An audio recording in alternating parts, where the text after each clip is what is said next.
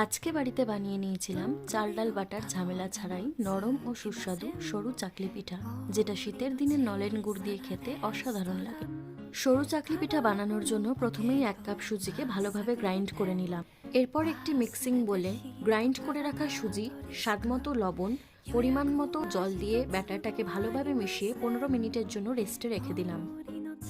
15 minute পর ঢেকে রাখা ব্যাটারটিতে অ্যাড করে দিলাম 2 টিস্পুন কোরানো নারকেল এবং 2 টিস্পুন ময়দা।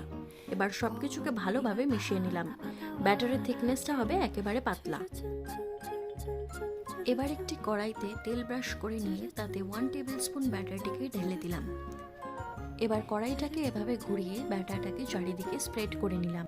এরপর কিছুক্ষণ ঢাকা দিয়ে কুক হতে দিলেই রেডি হয়ে যাবে আমাদের নরম সুস্বাদু ও জালিদার সরু চাকলি পিঠে।